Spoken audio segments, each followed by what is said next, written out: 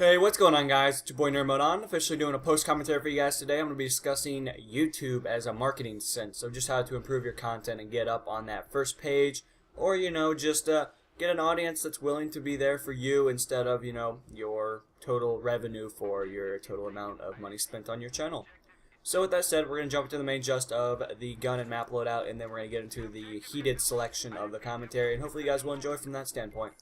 So with that said, the gun I'm going to be using is known as the 870 shotgun with slugs, a red dot, and extended mags. I like this setup just because slugs are extremely OP, especially in close quarters. And, you kind of need the extended mags with shotguns. I mean, there's not much that really competes, especially when you're using slugs, when it's all about ADS accuracy and just some luck. So, with that said, I'm going to be using the MP443 suppressed pistol with an RPG, a repair tool, and the squad perk is going to be known as cover for today. So the map I'm going to be playing on for you guys is Zeba Tower with 100 or 200% tickets. I'm actually not positive on that one, so I do apologize if I'm slightly incorrect. But with that said, Conquest Domination is going to be the game type of choice due to the fact I'm playing on close quarters and I want to maximize the, XP over, time ratio. So, I find it to be very effective. Shotguns are especially good in close quarters, as many of you guys have seen, along with C4 faggots that sit and hide. But with that said, I just really enjoyed this game, and it turned out to be one that you guys will be watching. So, I'm going to be talking about YouTube success, guys. I actually posted a video on Voices Fury's channel, and unfortunately he decided that it wasn't up to his standards, his invisible standards, as me and Cry like to place them into effect. But, whatever. It's alright. I mean, I was mad at first, and, just like anything, when you spend hours making a video for somebody, and then they reject it, and give you this kind of half-assed reasoning that, in reality is probably a lie, but whatever. I mean, some people have these standards that are just uncoped with, and eventually, people will move on and do something different with their life. So, I guess that's all I gotta say for you guys. Don't screw with your people that do all your work for you. Or something like that. I don't know where I'm trying to go with this. So, we're going to get into the main gist of it, just in case all you guys have no idea what I'm talking about, because I do realize that there's probably a majority of you that are conflicted right now.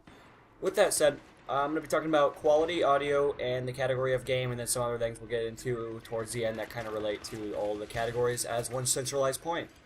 So, quality. You have quality on YouTube, and everyone cares. No matter who you are, you care about how your quality looks. I was definitely one of those people that started off thinking, man, I can just record with my Hogpodge HD PVR, and it goes right onto YouTube. Well, unfortunately, that's incorrect. That's not how the cookie crumbles, per se.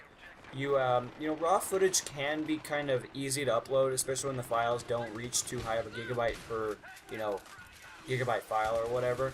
And, it might be cool to do that, but rendering is a process in which it, improves your quality. It makes your videos look better, and you can actually get 1080 and 720p with those selected options. So, like 5 years ago, 360 and 480p were the high standard. I mean, it was cool. No one did gameplay commentaries. The original guys like Blame Truth, XCal, Hutch, for any of you Call of Duty guys, Battlefield. I don't know who is a Battlefield guy, unfortunately. I really wasn't following the series that in depth. But if you go into a standpoint of that, the godfathers that made the Call of Duty community, basically, that made it to what it is today. And I do realize there are other people that were out there that were doing it, but unfortunately, I don't personally know them, and I can't give them recognition for what they've done. But in the same standpoint, I mean, you have the people that invented this whole, sensation of uploading to YouTube, and they were the original godfathers, if you want to put them into that perspective. And, their quality was one that was undeniable. I mean, 360 and 480p was back then, 5 years ago. That was high standard. Well, now we live in today's community where everyone wants to see what you see on your TV. So, as an implement of the effect, I mean, you want to be running 720 lowest. I mean, if you're running anything lower, you're not, in my eyes, you're not doing YouTube right. You're not doing yourself a favor, and you're really hurting your channel from growing, because nobody wants to sit there and watch 360p anymore. It's just not fun to watch. And I mean, yes, you have to wait a few seconds for 1080 to load, but if you got good internet, you have, an acceptable computer within the community, I mean, it's not a big deal. I'd rather spend, 15 seconds watching some pretty sexy quality than to sit through, a 15-minute video and be like, man, this is painful to watch. And, I mean, with that said, I mean, there's a lot of things you can improve on. You always want to be improving your videos, and if you can, watch videos on YouTube how to get good quality. If you are unsure about the rendering process like I was for the first like 4 months of doing YouTube, I just thought you uploaded just to YouTube and it looked sexy right off the bat. But yeah, I was wrong. And you know, I'll be the first one to admit it. I had no clue what I was doing. I just saw these big guys doing YouTube. I was like, man, I can do that. I mean, I think everyone gets the sensation that, you know, you can do it. And yes, anyone can do YouTube. It's definitely a huge market. There's not a whole lot of skill involved. It's more like luck. And in that category, you can kind of upload at your free will. But there is components, there is a learning process, there is a learning curve. And, I mean, you really got to break it down and get right into it. You got to be like, well, you know, this is what I need to do. I need to improve my quality. My audio is something I'm really passionate about. I really want to make the best videos I can for my audience, because my audience is the people that make you who you are on the internet, which sounds kind of weird, but in a generic sense, they're basically your crowd, the people that do everything for you. And I see so many of these big commentators that think they're so cool because they have 1 million subs or whatever, something equivalent to that, we'll go with that number. And I mean, it's just like, man, I mean, you let your audience down, you're really degrading yourself as a person. And I mean, you're really nothing special.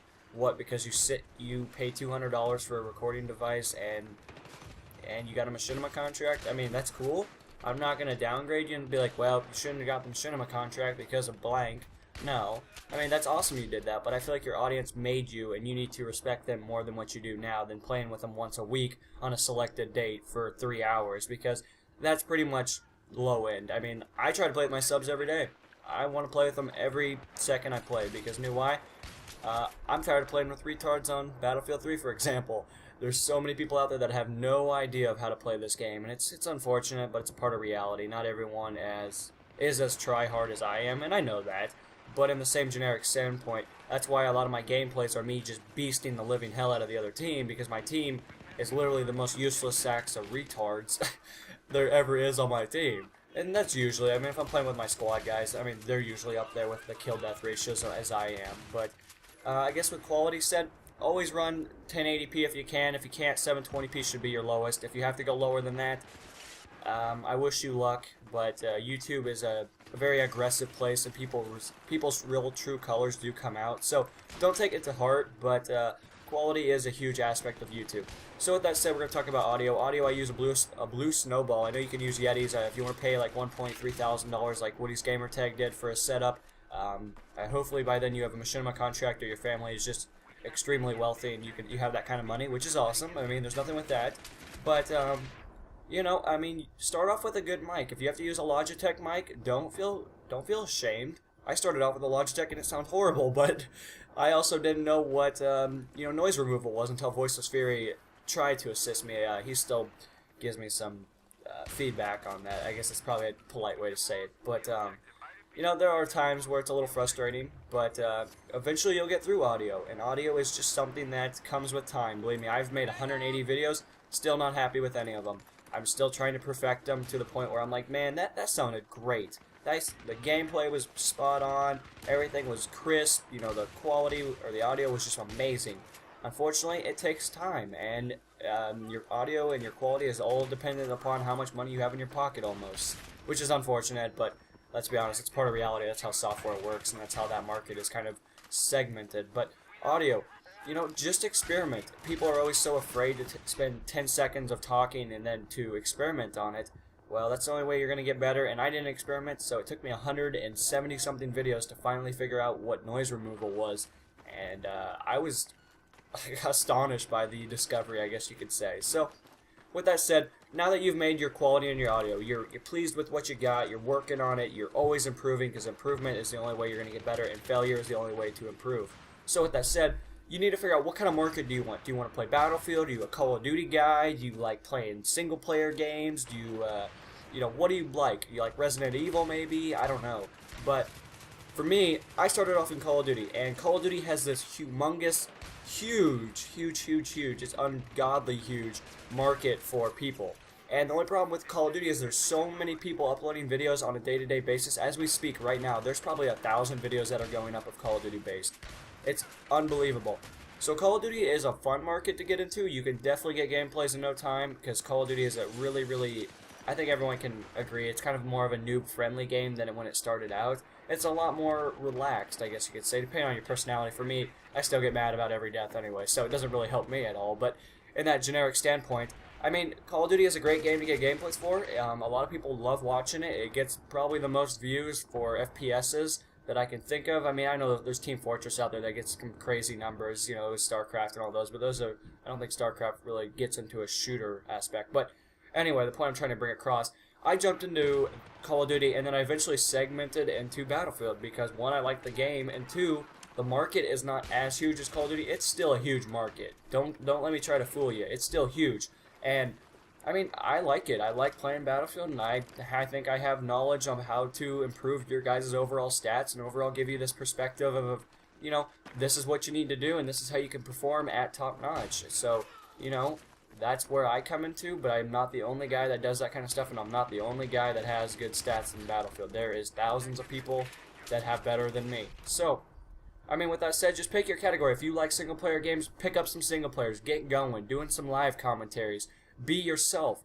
And get involved. And that leads into my next topic. You know, get involved with the community. Do dual comms with people in your category. If you have 150 subs, do stuff with 300 subs. And guys with 100 subs. I mean, no one's using each other, but you're both helping each other in the long run. You're both trying to work together as a centralized unit to expand your channels to different people. You want to bring people to your channel. It's marketing. That's how marketing works. Instead of them buying the product, you're presenting it to them.